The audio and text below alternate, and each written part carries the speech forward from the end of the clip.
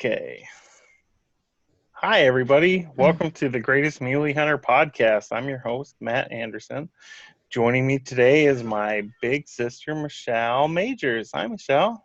Hi, How's it going? it's good. How are you? I'm good. Thanks for Good. joining me. Of course, excited to do this. You and me have been hunting together for a long time. Yeah, a couple years. Yep.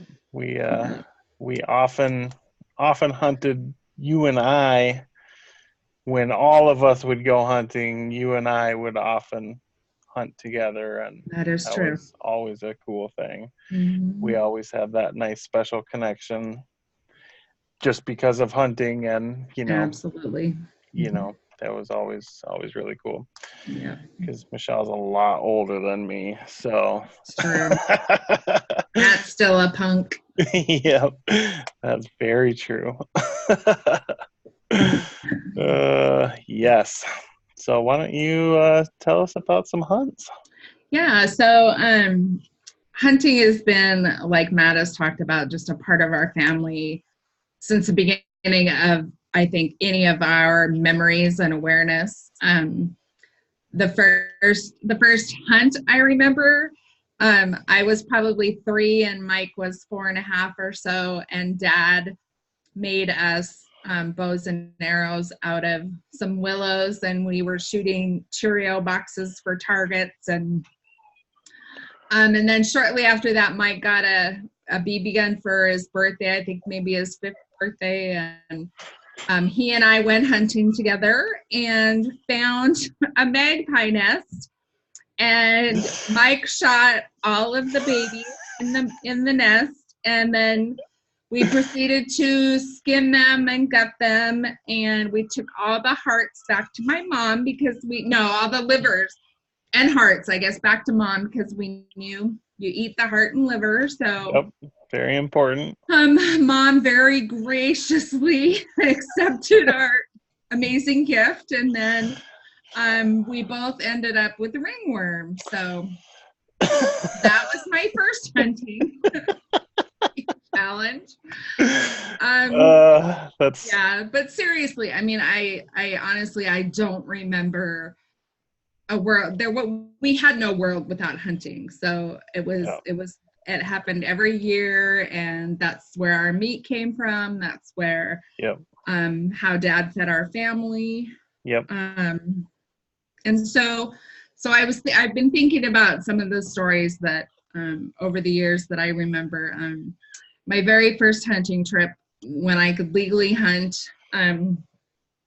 We lived in um, southwestern Montana, and I had a tag, and I was a 12-year-old girl, so I was semi interested in going hunting, but also, had friends and some social stuff going on. But anyway, so I remember we went out, and I decided that I think it was getting close toward the end of the season. I'm not sure, but I decided that I was just going to shoot a deer, whether it was a doe or a buck or didn't matter. So we drove out, and Dad's good friend Wes Orr was with us, and his wife Diane, I think, and their boys probably.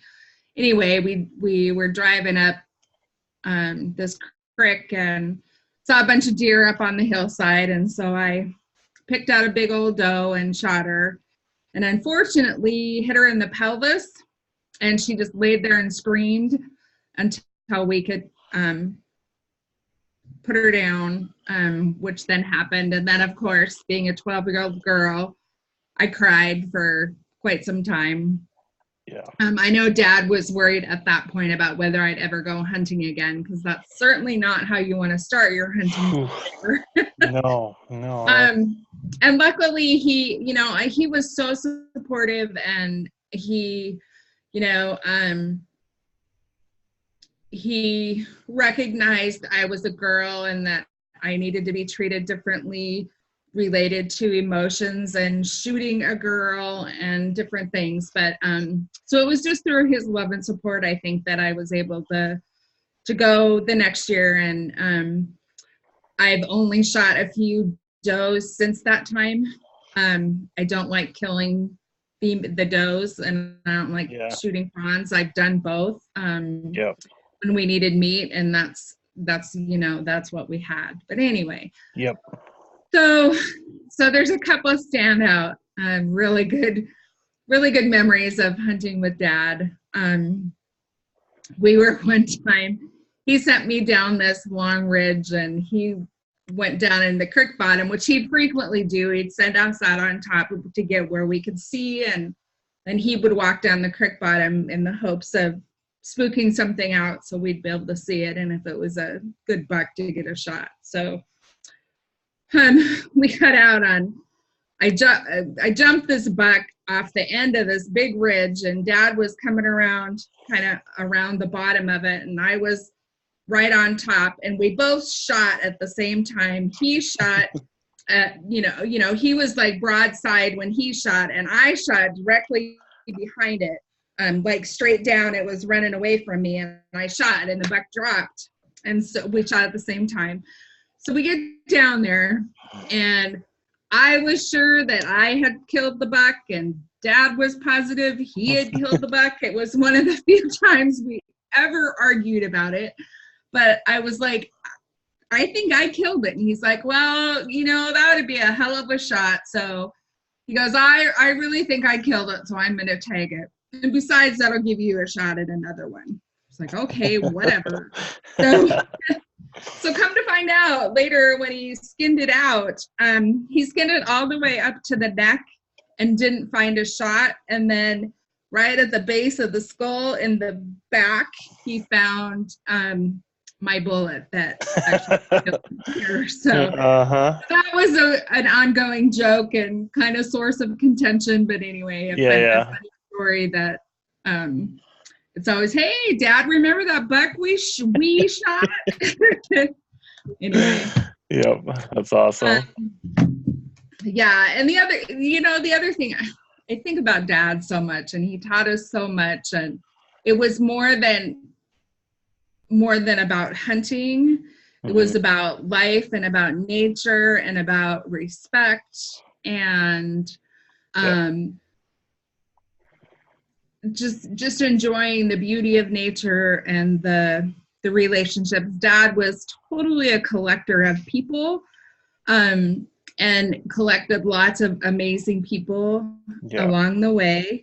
And he loved to share his love of nature, regardless of whether he was at the campground as the campground host, whether he was taking his buddies, his kids, all of us out hunting.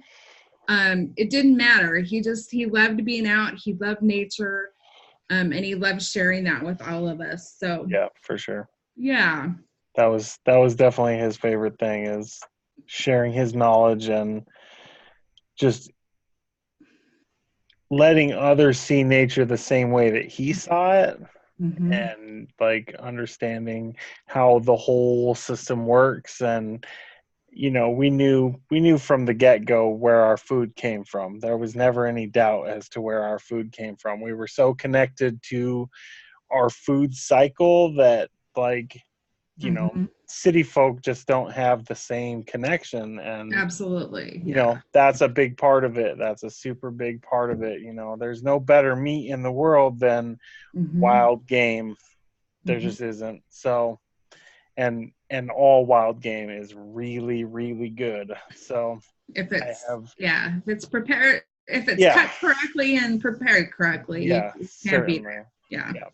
And you have to cook it different than you do beef, and you have to take care of it different than you do other things. So absolutely. But when you understand those things, it's as good as exists, for sure. Absolutely. And talk about organic.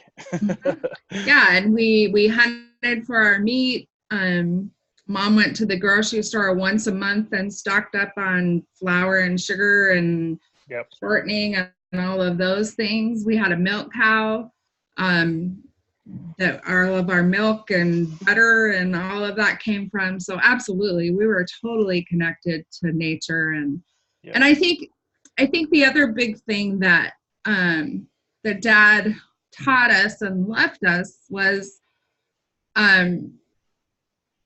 that you need to respect nature, but you don't need to fear nature. So there's really nothing to be afraid of as long as you respect nature.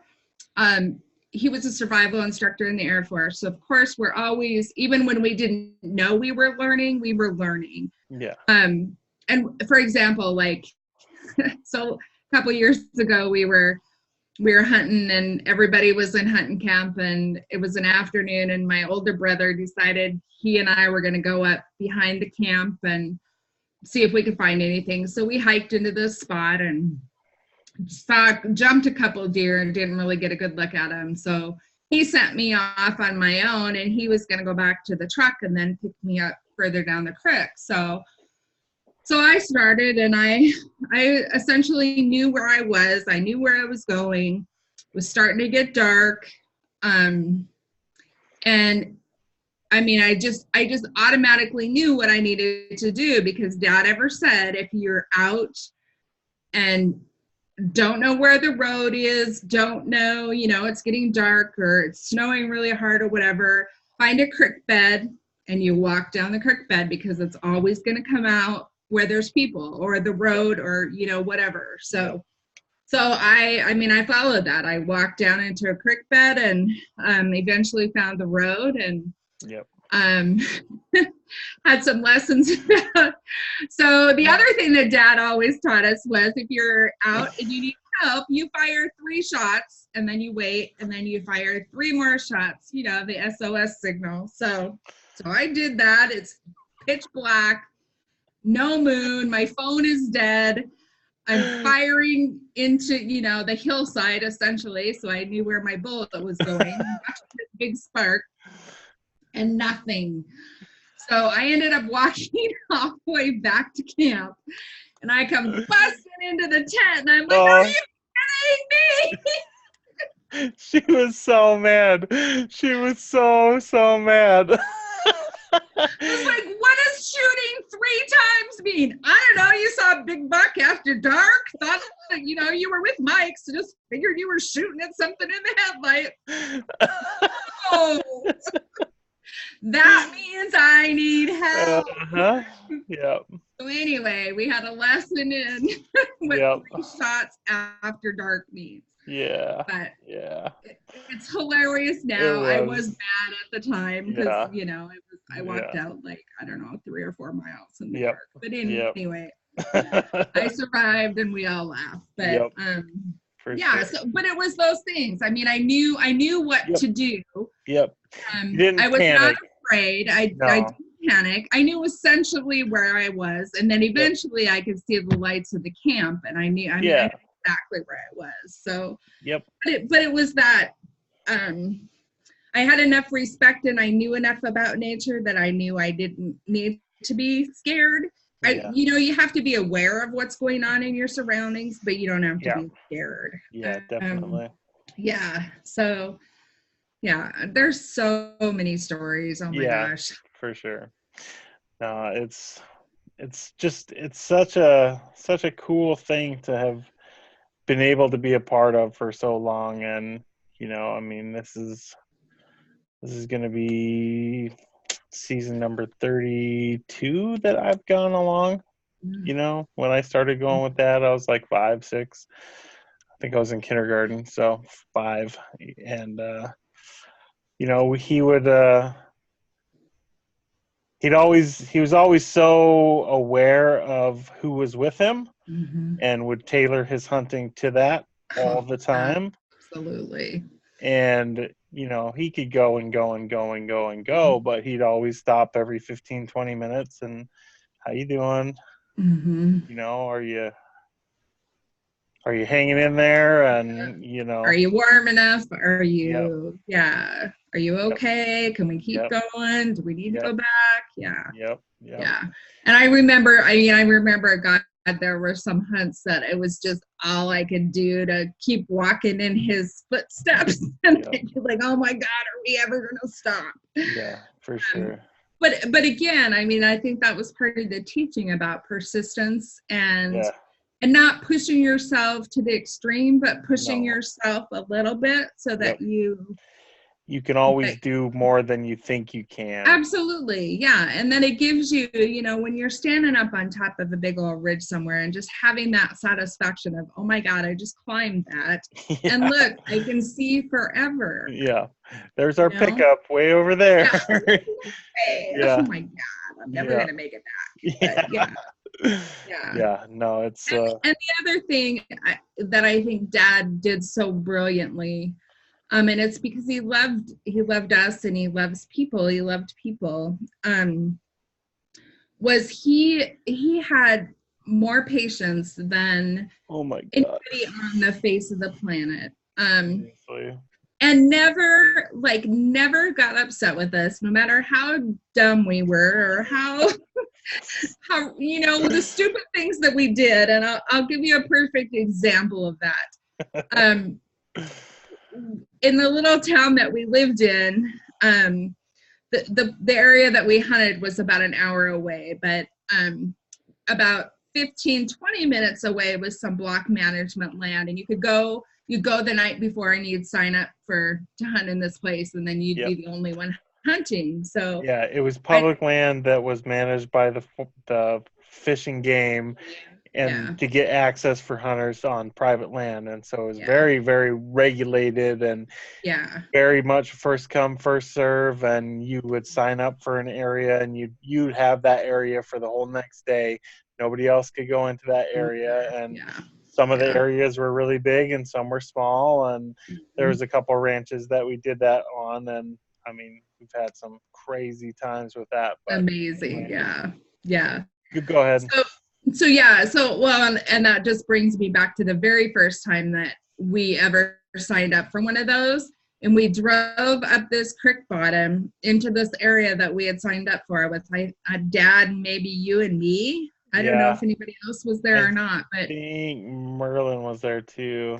Oh, possibly. Yeah. So anyway, and it was dark when we started up, and then as it just started to get light, we looked up and this entire hillside was moving. There must have been 200 deer at least out of the hayfield moving across that ridge, and we're all just like,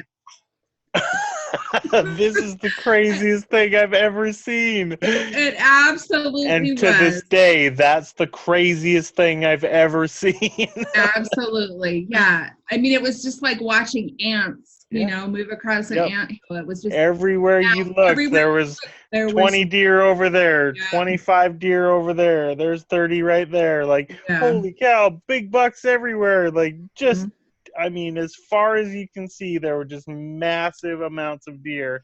Yeah. The craziest thing. And there was like 2 or 3 inches of snow on the ground. And we started hiking, and we get up in there, and there is not an inch of ground that doesn't have deer tracks on it. Like, it was so insane. But I mean, that was a big reason why that rancher opened his land up to block management, was because the deer had taken over and were ruining his haystacks and ruining his hay fields and tearing down fences. And I mean, deer are destructive, and especially in those kind of numbers, so you have to manage it. And that's where block management really came in handy. Was it was kind of a win-win. And boy, we had some good times on block management. We did killed a lot of deer on block management. So but back to my story and Dad's unlimited amount of patience. So I went and signed up for a spot by myself because it might have even been during the week or something, and I don't remember. And I had a baby, and Sean was just a baby, and so I walked into this block management spot about 2.5 miles, 2 miles, and shot a doe, which I mean, I didn't like to do, but there weren't any bucks, and my time was limited. I was nursing, I had this baby, all this stuff. So anyway, so shot this doe and went back to town to get Dad to come and help me get it out. And we're walking up this fence line, and he's like, "How far is it?" I was like, "It's a little ways," which Dad was always saying, "Oh, it's just right over there. It's just a little ways." So we finally get up to it and got out this doe, and Dad is just kind of shaking his head, but he's not mad. He's not upset. He and I dragged this doe out, and I had no idea, really. I mean, anyway, so we dragged this doe out like a mile and a half. And then later we're telling this story, and turns out this doe weighed 200 pounds. Biggest damn doe ever. She was bigger bodied than any of the bucks that were killed that year. Yep. And Dad's like, and I'm dragging this damn 200-pound doe a mile and a half from the truck. Yep. But never. I mean, he never said, why did you do that? What were you thinking? Nope. None of that. Never. So he was just always so calm and patient and amazing. He always had a positive spin on everything. Like, no matter how shitty the situation, he was always positive. Like, and there was never anything we couldn't get out of. Nope. Yeah. And we always one way or the other, he can get us out of any damn thing. Anything, yeah. And that's another, and Matt has talked about this. We didn't have a lot of money. We had old rundown vehicles. We had old rundown guns. I mean, the whole 9 yards. And he had this old green pickup that would frequently just quit in random places. Yep. And then you'd let it sit for a little bit, and it'd eventually start again. Well, we were up in this one area, and we were on this road, and it was kind of steep off the side. Not too bad, but there was a little bit of a drop off into the creek bottom, and so the truck died, and we're sitting there, and he tried starting it, and it wouldn't start, and we walked around a little bit back, and it wouldn't start. And I'm like, well, what are you going to do? And he's like, well, that creek bottom doesn't look too bad. I think I'm going to drive off into it, because it was a manual, so you could clutch start it. Yep. He's like, I think I'm going to drive. So we're in this creek bottom clearing out logs and rocks and all that stuff. And he turned the truck and pushed it down in this creek bottom, got it started, drove out, and we went on our way. But that was my dad to a T. Yeah, absolutely. Yeah. With nothing could get out of anything. Anything. Yeah. Like, no big deal. No big deal. No. And like, imparted that same mentality in us. I mean, I know there's no problem big enough that you can't figure it out. No, I mean, short of like getting a broken leg back in somewhere, some hole. I mean, fortunately that's never happened. So and in reality, though, we all knew what to do about that too. Yep. You park your butt.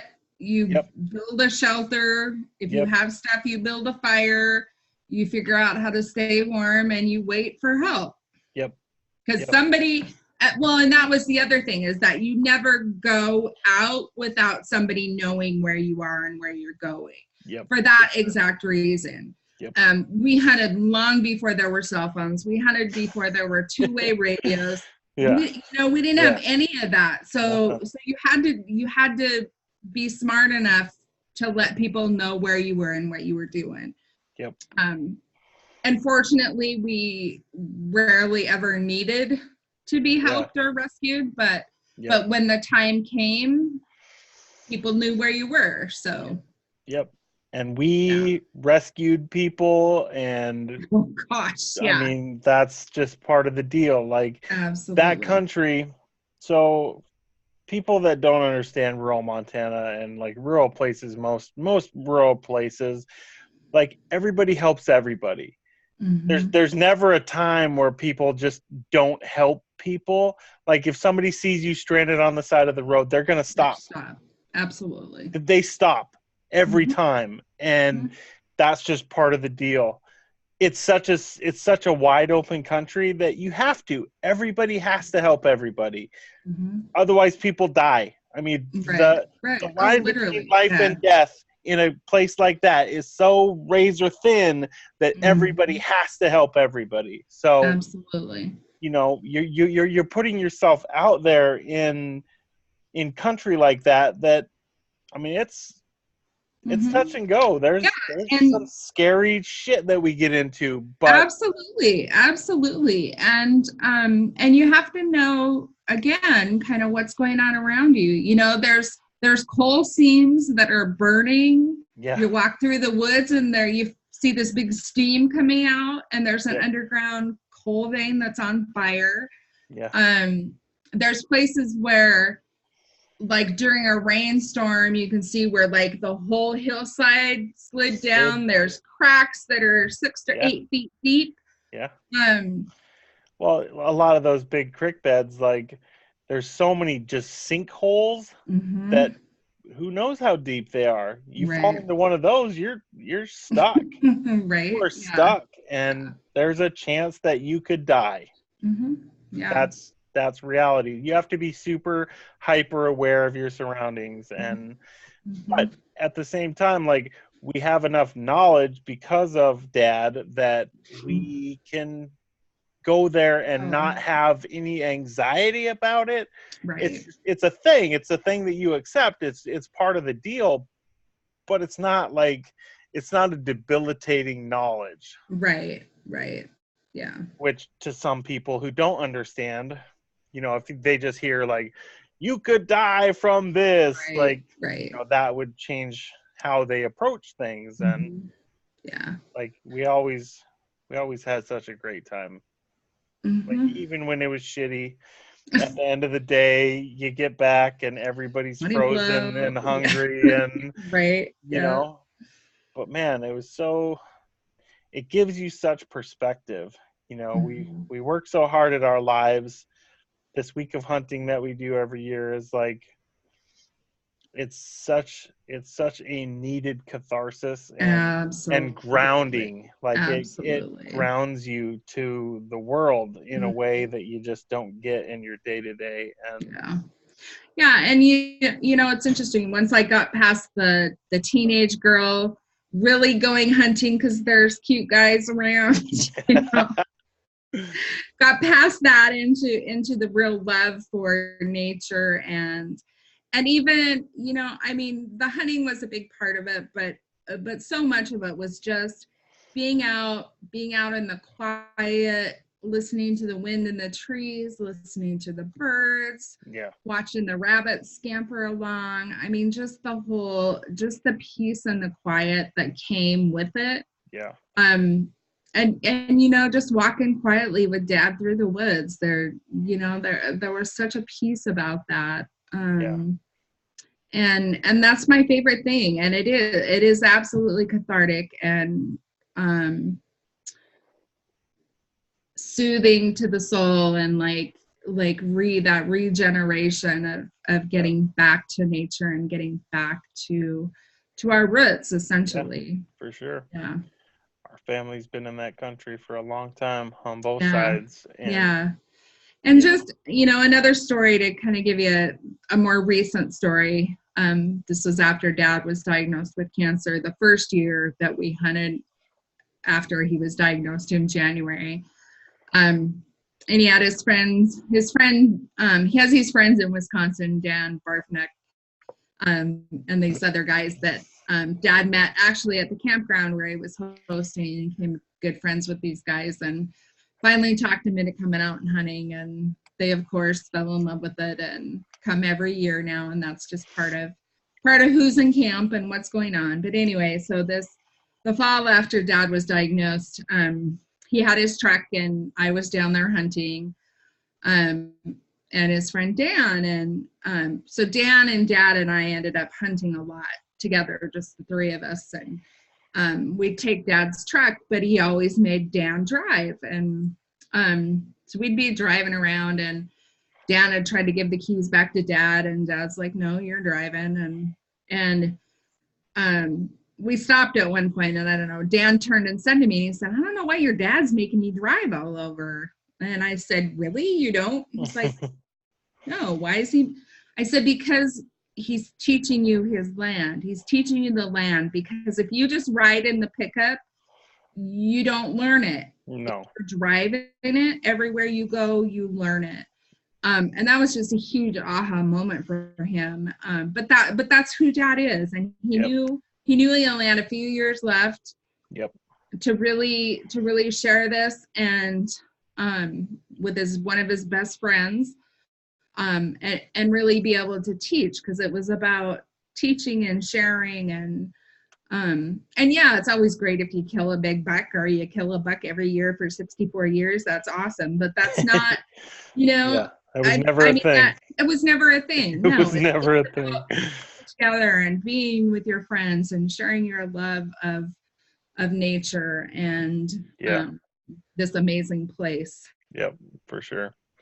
And it's all public land. I mean, Mm-hmm. it's, it's just our family's been hunting there for a really long time. And, there's places that we go that other people don't go, and, Right. People don't know how to hunt it. And, Right. if you hunt it a certain way, you're probably going to be more successful. And these are just the culmination of a lifetime of Experience. Yeah, experience. and knowing the Sure. land, and knowing deer, and knowing antelope, and even knowing the elk, and understanding their habits and their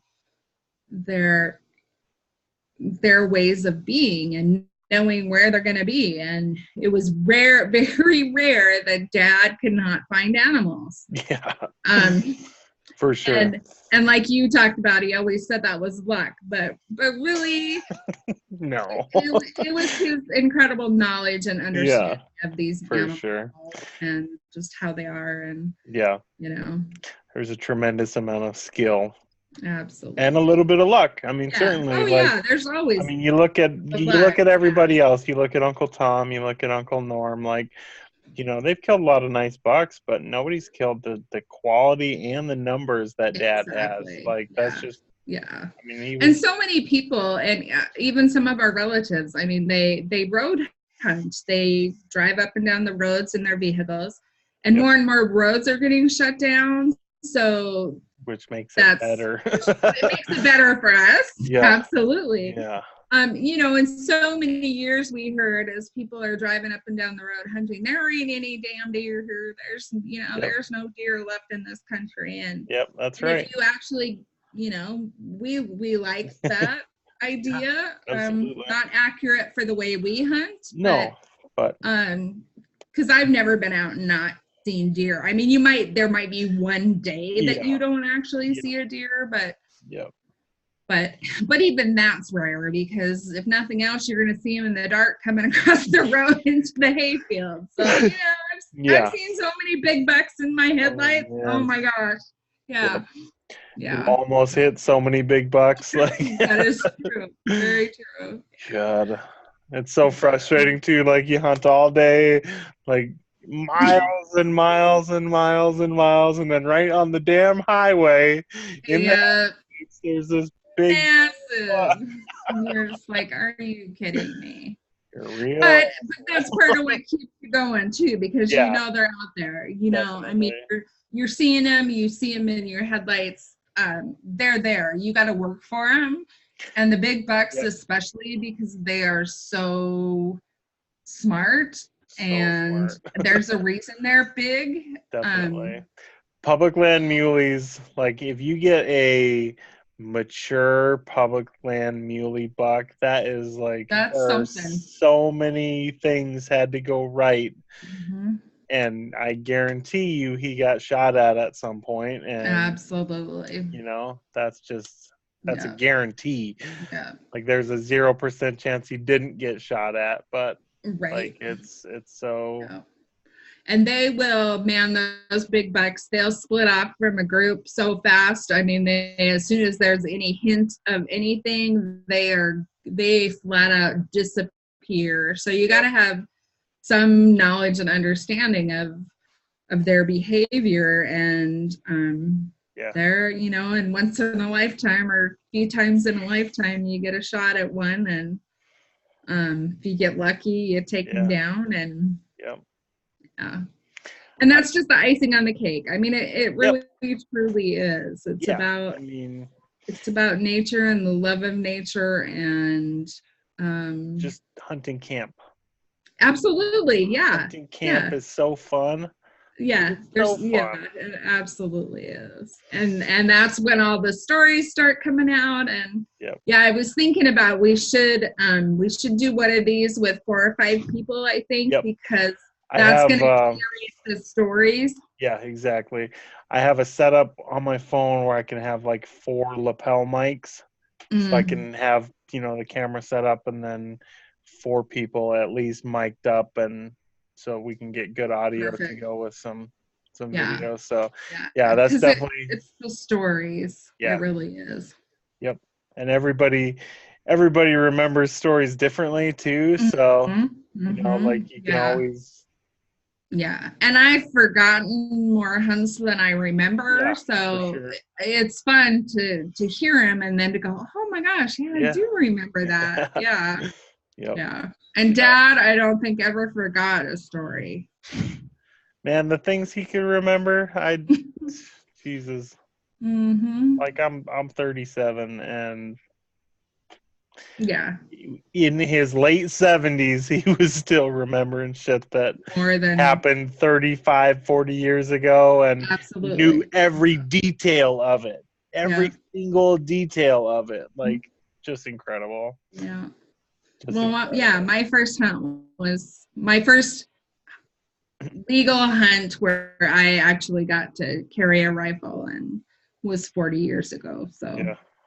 crazy. So And I got, I had 38 amazing years with my dad of hunting. yep. And while we didn't hunt every year, Yeah. there was probably on one hand, I can count the years that we actually didn't, well, maybe 2 hands, but Yeah. that we didn't hunt together. Part of that was because I moved out to Washington and then it was harder to get back. But Yeah. You were in yeah, Colorado for a just bit, and yeah, yeah. And Billings, had 2 and little kids and yeah, yep. I all I that good stuff. understand. But yeah, but we still always made it. I every time I can, I'm gonna get out there and go. Yep. So Yep. For yeah. sure. So Uh, it's hard now without him and thinking about being there without him. Last year was really rough. That was the first year, and we spread his ashes, and neither of us had a tag, so that was really strange. But in the end, I decided that's how it needed to be um, because we just needed to be there. We needed to be there with our family. We needed to be there with our friends. yep. Um, to where we weren't focusing on hunting. We were Yeah. really focusing on remembering Dad and honoring Dad. Yeah. Um, and so this year I'm super excited that we have tags and we actually get to go hunt, and Yep. his friends will be, lots of his friends will be there. Yep. Norm will be there. Yep. Mom should be there probably. Maybe. Um, we'll see. Yeah. But anyway, Yeah. but being back. Yep. And while he's gone, he's really not, because he's No. in each and every Every one of single us. one of us. Yep. And he's touched so many people, Yep. For and sure. that's where the joy I think comes in too, of as we sit around the campfire at night telling the stories and talking about the amazing times and memories Yep. um, and so one of the things I've started doing, well, and it was when Dad actually was diagnosed with cancer, that I started doing memory books of each hunt. So I Mhm. take pictures throughout the week that we're there, and then I come back and write a rhyming story of the week of our adventures. And then everybody that was in camp or hunting with us gets a copy of it. So for all of you people who are still yet to get out to hunt with us, you will be memorialized in a book once that happens. So, because Yep. I intend to keep that going That's a forever. really cool thing. And it's, sometimes it's funny and sometimes it's sad, but Yep. it's a way to memorialize and for me to remember, because my memory is terrible. So but if Certainly. I have those prompts from the story, there's some pretty funny things that happen at Yep. hunting grounds. Every year. Yeah. Every year there's something. Yeah. Yep, I was just looking for a picture of the hunting camp sign Oh, that we yeah. Well, made. it's on that shirt. It is, yeah. It's not a Yep, very good picture of it, that's but okay. Yep. So the mule deer that you see there is the one that's right here, Dad's biggest buck ever, and then the mountain in the background is one of our absolute favorite places to hunt, and then um, these are the people that come out every year and go hunting with us, and generally every year. And then so I had a buddy of mine who does custom metal work. I had him cut this out of the antelope is just an antelope. It wasn't one oh, of is it? Dad's. Oh, okay. I Um, thought it was. yeah, I couldn't get a big or a good enough picture of one of his, so I just chose a random one. But so we made a 3-foot metal sign that's powder coated that we put in hunting camp every year, and it's just a really neat thing. Yeah. We we surprised Dad with it. And that was the first year after the diagnosis. Um, so I had everybody pitch in, and we got this awesome sign made, and had everybody at camp. There's about 30 people there, and so we're just had a big bonfire campfire going, and we're all just kind of sitting around the fire, and I had it kind of hidden, and I went and got it, and as everybody's sitting around the fire there, Dad's just sitting there taking it in, and he didn't have very good hearing at all, so he was more just like kind of basking in the glory of all of his people in one place, and just not really participating, but just being there and appreciating it. And then I came out with this sign, and I'm like, Dad, uh, we're all here because of you. Every single one of us is here and doing this and hunting like this because of you. And you have touched all of our lives in such a way that we'll never not be hunters because of you. Like it will always be a part of our lives. Like there's a 0% chance that Mm-hmm. will not be the case. And everybody's like lots and lots of tears started flowing, and he was so choked up he couldn't talk, and he gave me a big hug, and he's just admiring this sign. And he was always so humble about everything too, that Yeah. whenever Just you like like we did. whenever you did anything for him, he just didn't even understand how to react to it and then deal with it. So Yeah. he So was humble. totally shell shocked, and like it was such a cool moment. Like, Mm-hmm. you know, got the big pine trees swaying got the stars above us, and Mm-hmm. Yeah, pretty magical times. you don't know stars until you've been out in that kind of country. That's one of my favorite things of going back. The first night that it's dark and you look up and there are stars everywhere. Like there's no light, So many. no Yep. lights around. So man, Yep. yeah. Stars, like if you've never been out somewhere in the dark where the sky is clear, you have no No, idea. it's so The special. Milky Way, I mean, Yep. just Yep. everything. Yep. It's so you can't Yep. even, yeah, you can't even um understand how many stars there are. No. It's like mind-boggling. Yep, for sure. And Yeah. he always taught us how to find the Northern Star, and Yep. so like See the North Star, you can figure out which way to go. figure out where you're going, and Figure out where you are. And yeah. he also taught us the sun and where the Yep. sun is in the sky. You can tell what time of day it is by where the sun Yep. is. And Yep. you And you can tell know, directions by where the sun is. absolutely. Absolutely. Yep. Yep. You So, can always, yep. there's a lot of different tricks you can use to find your way. And you don't need a Absolutely. compass. You don't need a map. You don't need blah, blah, blah, blah, blah. You can just figure it out. And he gave us the skills to do that For in a sure. way that you just wouldn't have those Right. with a different kind of upbringing. So, It's true. Yeah. Yeah, that was pretty tremendous. Mm-hmm. Yeah, it was the perfect combination of hunter, teacher, survivalist. Yep.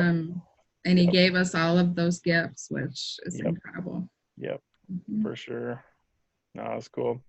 You should talk about when you guys went out to the Air Force Base. Oh, yeah. So Dad had been pretty consistently when he was the campground host. He would come and spend the winter. He'd come like in December and stay till mid-May, spend the winter with me and my family. And so this was, well, I can't remember if it was the year before he was diagnosed, maybe. Yeah, it And it sounds right. might have been the year he was diagnosed. I think it was the year before me. I'm not positive. I can't. Yeah. Again, the memory thing. Yeah. He would be able to tell you, but he's Yep. not here. Anyway, I had been at a women's retreat, and they had some guys come out from the Air Force Base at Fairchild here outside of Spokane. They had survival instructors come out and teach the simple survival class at this women's retreat. So I started talking to these guys, and I said, yeah, my dad was a survival instructor back in the early 60s. And they're like, no way. And I'm like, yeah. And so I got the one guy gave me his name and phone number and said, when your dad's here, because this was in the summertime, late summer. So he was already back in Montana getting ready to hunt and all that.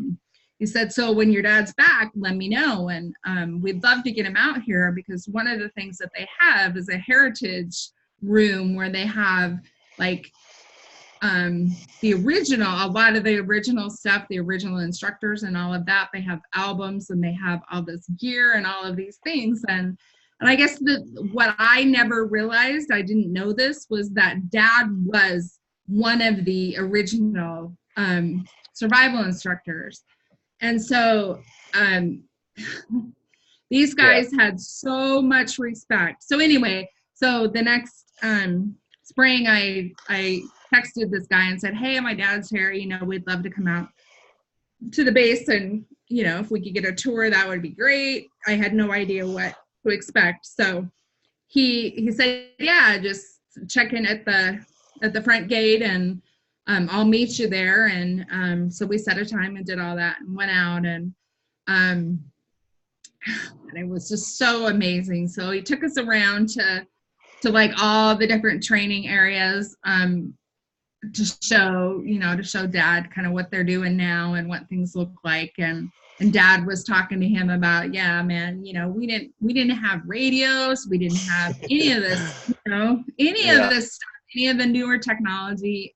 Technology has changed things so much, but one of the, but that's where like their total level of respect came from for Dad and the early instructors, is because essentially they had nothing. They were training guys how to survive with absolutely nothing. So he toured. We did a complete tour of the entire Sears facility and all of their training places, and went and watched a couple of classes doing hand-to-hand combat and different things. And then he took us to the headquarters for that program, where all the upper echelons of the instructors and like the captains and the all the levels of people up. And it was so humbling, amazing to see these guys that are life Air Force guys, who just their level of respect and honor that they showed Dad as they met him was just incredible. And again, Dad, super humble. So he was pretty blown away too, but it was such an amazing experience that's my dad. And that's, these guys that have been in the service for 30 years, given their life, and they're like bowing down and talking about how, you're one of the original. And you essentially established this entire program. Yep. Yeah, so that it was amazing. Yeah. I wish we'd have been able to go back one other time. Didn't make it happen, unfortunately. One of Dad's regrets was that he never got to go in a helicopter. All the time that he was in the Air Force, and, Yep. he had never ridden in a helicopter. So Yeah. I'm sure he's up there flying around with these guys. Yep. Absolutely. No, Yeah, it's just amazing to think, like, you know, he was training pilots that went into Vietnam. Mm-hmm. Like, absolutely. he saved lives. He saved countless lives. Yeah.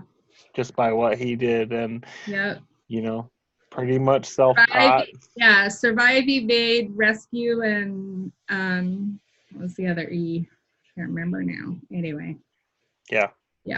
So. And then one of the cool. other really cool things related to the Air Force is that I think it was his buddy Dan, I'm not positive, but they have coins that for the years that you were in service. Well, Dad had never gotten a coin, so I think it was Dan that worked to get a coin for Dad and actually gave it to him, and that's awesome. Like, he was so proud of that. No, that's cool. Yeah, such a cool guy. Absolutely. Miss that guy. And such a legacy. Yeah. For sure. Yeah. I mean, you know, my kids are gonna go hunting with me, and you know, I hope to be half the teacher that he was. And you know, I just, like, my biggest thing always is just patience, and like every time I feel myself just getting impatient with something, I just think of him, and man, and that man could sit on a rock and watch the country for God. And when you were 12, 13, 14, 15, it was kind of boring. Yeah. But as you got older, you learned to appreciate it. And the other thing I think that he was so brilliant at was take it slow. You know, don't rush through stuff, because you're gonna miss it if you do. Not just the animals, but the surroundings. Life. You know, it was never about going far and fast. It was about going slow. Life. And absolutely, yeah. I mean, that's a life lesson. Absolutely, yeah. Don't rush. Yeah. No. Take it slow. Take it slow. So you don't miss something. Absolutely. Absolutely. Sit down on a rock and look around and soak in the peace and the beauty and the quiet. We'd get up on those big high points and sit there for a while, and then like get bored, and then you'd be like, all right, roll some rocks. Oh my God, rolling rocks is the best thing. The best! Oh my God, there's nothing better than rolling rocks. We up on this high point with the hill going straight down, man, and there's just big rocks everywhere. So you just start rolling rocks, and they're just as big as you can get. Like, and once in a while you pick out a deer doing that. Most of the time, not. But holy crap, was it fun watching those rocks? It's a really fun thing. It really was. And then I think that there was some teaching in that too, about like how steep this country is, and if you start tumbling, you're going to be, like, you know, you have to be careful. You have to have your footing. You have to. I mean, there was a lesson in everything he did, and whether he knew it or not. Maybe, you know, but I don't think it was ever like, this is a lesson I'm going to teach them today. No, it's just like life happened, and there's always a teaching moment. Absolutely. So no matter what. Yeah. Take it slow. Don't ever give up. You can do anything.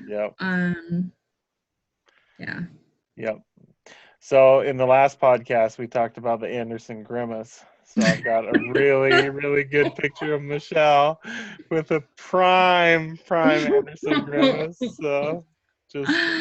Oh gosh. We'll bring out more later, because I've got others too. This is a good one though.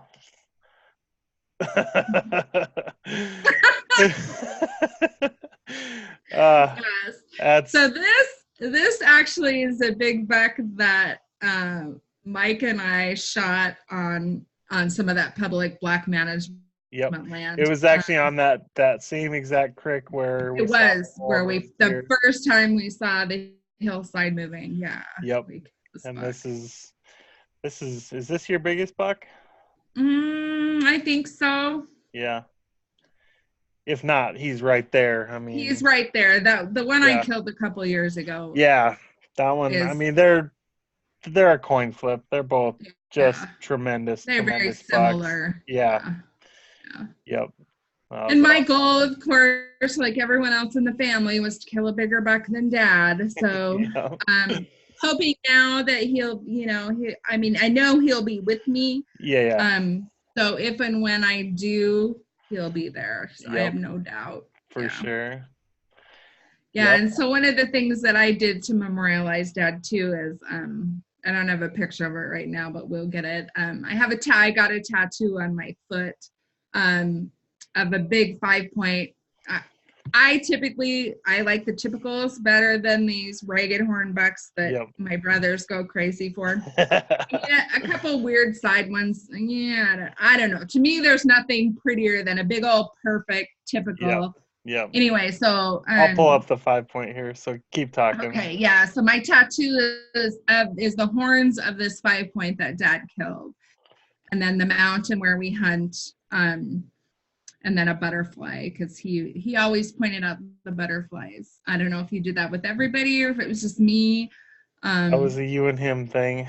Yeah, okay. So the butterflies. So anyway, I have this tattoo on my foot that he's forever with me. Yep. I was just up in Alaska with my daughter for 5 days, and Dad had never made it to Alaska when he was alive, but he was absolutely there with me all week. So amazing.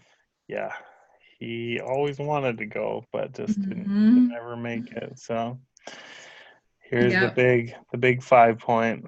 Yep, it's beautiful. Just perfect. It's one of my all-time favorite deer for sure. Yep. Just so those horns are on my foot. Yep, that's good.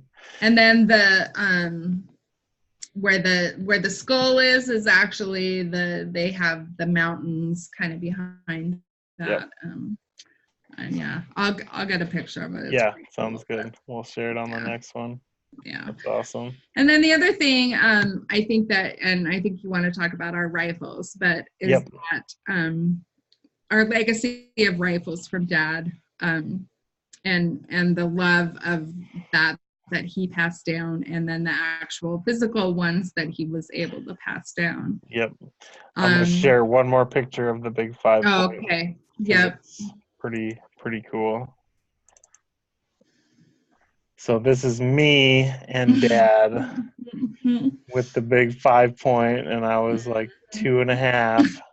And so excited. So excited. Oh my gosh. But moon boots, I hunted in moon. You were talking about boots and camo and all that stuff that we never had, of course. I mean, you hunted in the warmest thing you had, essentially. So all through high school, I actually wore moon boots hunting. So. Here's one more. And got that good 80s hair going on. Yes. Yep. Oh, goodness. Yeah. There's our old Land Cruiser. That was like the best hunting vehicle. I think those were our bucks. I think Dad's, Mike's, and my bucks that year that we all got. I couldn't tell you the story of any of it. I have no memory, but that's fine. Yeah. I got one good picture.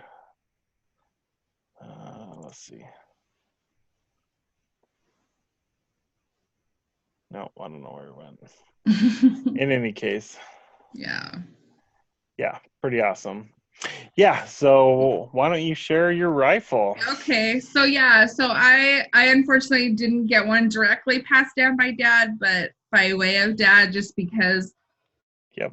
His were too big for me, too powerful, too, Not a good hunting rifle for not a you. good hunting rifle for me. I have some chronic Yep. illness things, and I'm not Yep. nearly as strong as I used to be. So anyway, Yep. I said to Matt, okay, Matt, you got to get me, you need to pick out a rifle for me. Tell me, you need to do this for me, because and that was the one thing that I never that I unfortunately didn't learn from Dad, was a lot about guns. All I knew was you put a bullet in, you aim most of the time. I have a couple stories about not aiming, a couple of stories. Yep. Yep. You pull the trigger, you jack the shell out. Yep. It's a gun. It's a gun. I don't want a big one that's gonna kick me and make my shoulder hurt. Yep. So Matt found this rifle for me, and since you're the rifle guy, I will actually let you talk about it. Yeah. So Michelle had ended up with just so she had gotten this 4570 that Dad had, which is like, it's such a such a ridiculous rifle for where we hunt and how we hunt, but it was something that Dad always wanted, and it was one of the last guns that he bought, was this gun, and he saved up quite a while for it, and I ended up doing the whole thing for him. And so it's a Marlin model 1895 Cowboy, which is it has a 26-inch octagonal barrel, and it holds 9 shells. It's such an awesome old lever action rifle, and I mean new lever action rifle. Like, it's a lever action is an old type of rifle. So that's what we started hunting with. Yep. But not at all anything Michelle had any use for. And so it just happened that I ended up having a lot of extra money at this one point when she was like, so I've got this rifle, I need you to sell it for me. And I said, okay, I'm going to buy it from you. And well, how it actually went was like, hey, would you be okay if I sold this rifle to buy myself one that I could actually use? And his response was, yeah, but only to me. Yeah. Okay. All right. I can do yeah.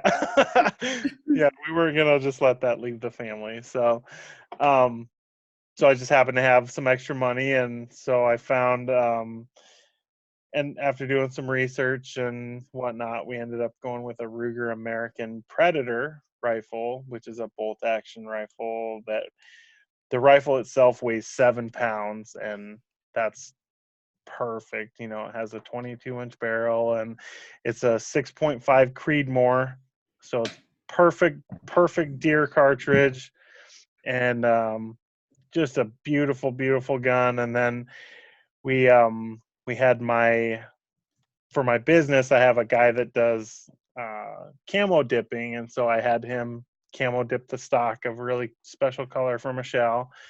And then we put a nice vortex scope on it, and it's a beautiful. So it's got this nice teal camo. It's just so pretty.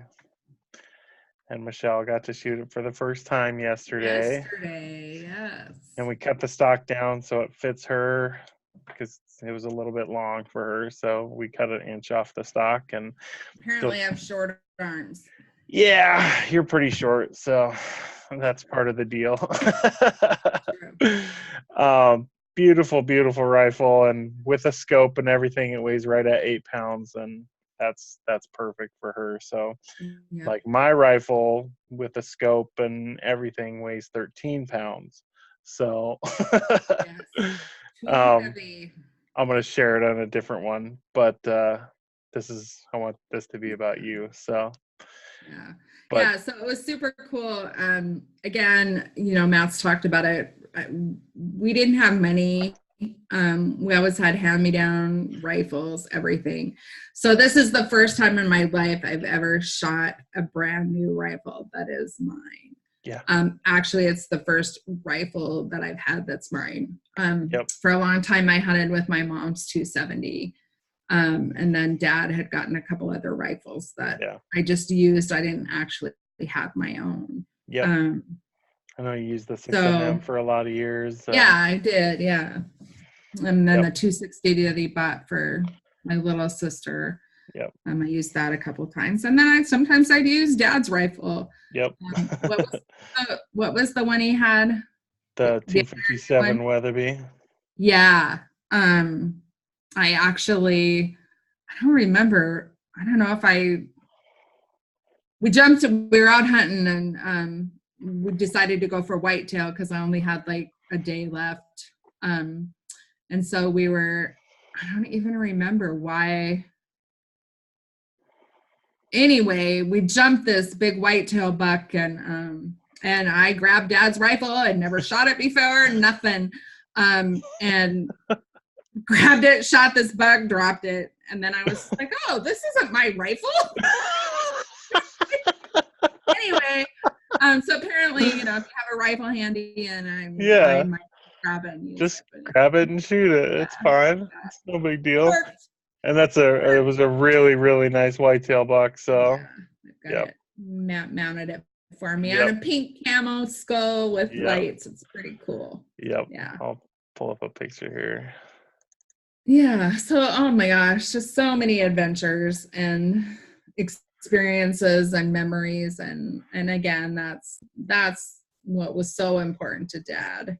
Yep. He could care less that he killed a buck every year for 60 plus years. He cared more about whether we got something, and if we didn't, he felt not defeated, but he was more upset about us not getting something than he ever was excited about him getting something. Definitely.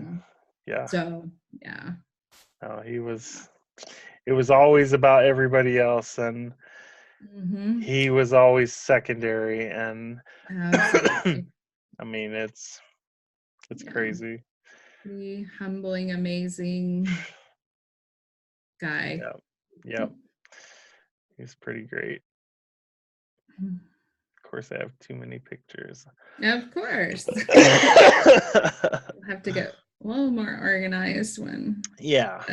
Yeah. This is I love that you're doing this. I think it's an amazing legacy for him and for us, for our family. Yeah. A way to keep him alive until we're all together again. Yeah. Definitely. No, I mean, he just touched so many lives and did so many cool things, and it's just awesome to have had the opportunity to learn from him, and just a hell of a guy. Amazing. Yep. Boy, and we've seen some. Oh my God. Seen some stuff. Yeah, we have. Which is pretty incredible. Yep, I can't find it. In any case, he was a great whitetail buck, and I was very impressed with Michelle. Yeah, so. I was too. That was actually the second whitetail I ever shot. The first one was a couple years before that, on the very last day, late afternoon. I shot this little bitty whitetail buck, but man, he was good. Let me tell you. And then so Dad was never a big whitetail hunter. I mean, if you find a big whitetail buck, I'm probably gonna shoot it, but that was his love was always for the mule deer, which he instilled in us, I think. But definitely. But it's pretty darn exciting to jump a big whitetail buck, and certainly. Yeah, it's a whole different ball game, and a whole different way of hunting, everything. But they're there too. So, and our Uncle Norman is an avid whitetail hunter. He's got the whitetail fever the same way Dad had the mule deer fever. So for sure. And he'll shoot a big mule deer buck if he sees it, but his preference is big whitetail. So, anyway. He's a funny guy. Yes, he is. He's awesome. And I suspect that the last year that Dad hunted and was with us, he I'm thinking probably gave some orders to several people, including my Uncle Norman, of they have to all take care of Michelle, apparently. Yep. But so I now have my own personal hunting camp at Uncle Norman's house, which is he totally redid a bedroom for me, which is totally amazing. Yeah. And then there's this whole thing about driving Miss Daisy, because my dad loved that movie, and he and I and his friend Dan were out, and I don't know, it started on this driving Miss Daisy thing. So I'm now Miss Daisy. And then there's this whole thing with Dan's son Adam, who comes out to hunt, and we were giving each other crap because he had shot a little buck thinking it was a big buck. There was two fighting, so I was giving him crap about that, and I had missed a big buck, and he's like, well, at least I'm not Miss Daisy. So that's part of the, you know, the ribbing and teasing and laughing and yeah, for sure, keeping memories alive and and all of that goes on in hunting camp. So about 5 years ago, 5-6 years ago, I came out, and I was in Wisconsin at the time, and we came out and had decided in rifles and stuff before we went out, and we went onto that piece of state land right below the campground and set up a target, and you know, we're out there sighted in the rifles, and then Dad goes to back out, and he caught this tree with his bumper on his pickup and just ripped this little like pine tree right out of the ground.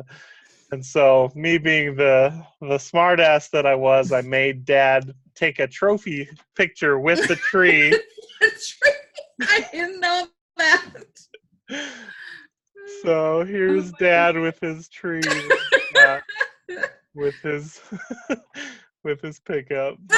I've never seen that picture. Oh my God, that's hilarious. It was so damn funny. Like, we were all dying. Oh my God.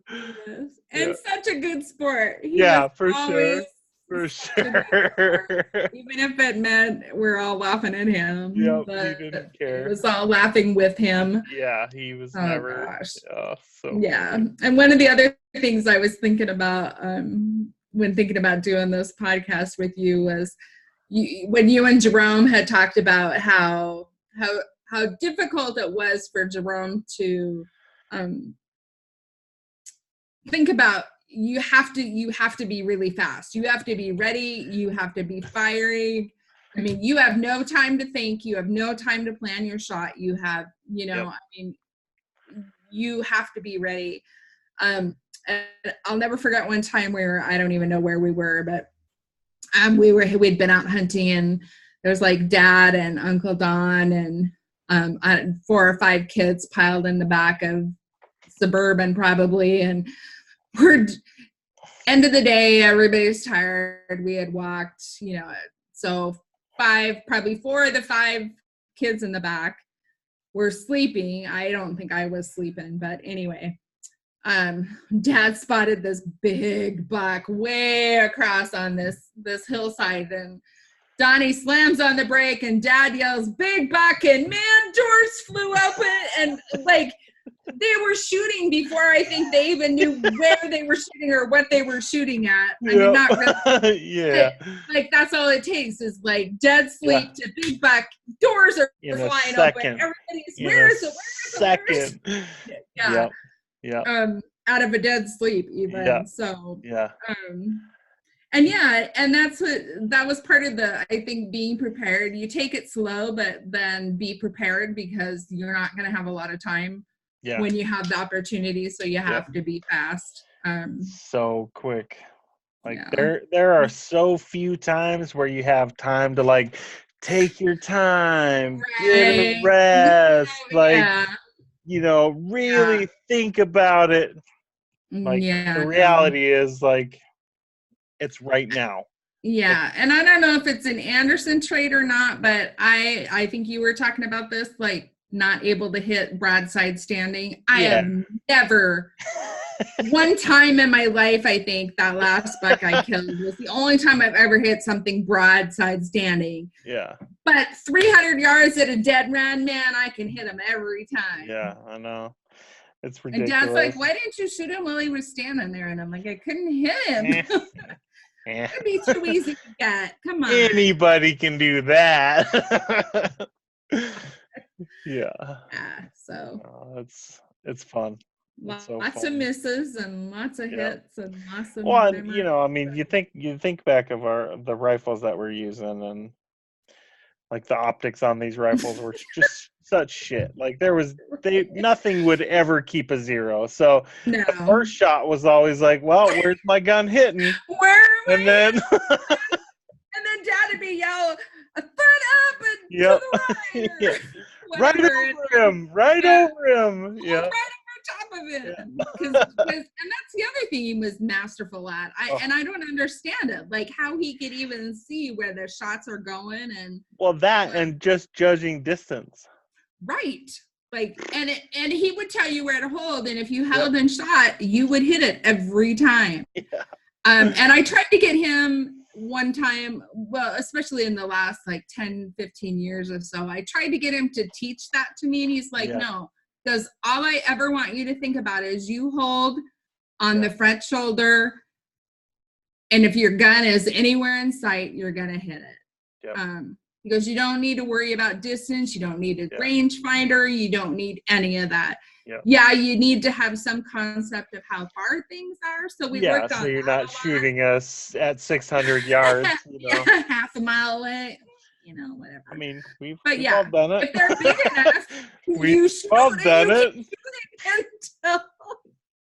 So there's no possible chance you could ever hit it. But we're not 1,000-yard marksmen, but by God, we tried a few times. Especially Mike. Oh gosh. Yeah. How are we doing for time? We're right out there. So okay. Yeah. Man, we could keep going. Yeah. We're gonna have to do more of these. Yeah. About every month or so. I started a notebook to start remembering, and this has been great. Down. So thank you. Of course. And we'll keep evolving and getting better and adding more things as we go along, and being more organized with our pictures, and being able to. It's like you have a couple little kids or something. Yeah, I mean that's a busy life. These are all true things, but it's all good. So anyway, thank you. You're welcome. Tune in next time, folks. All righty, we'll see ya.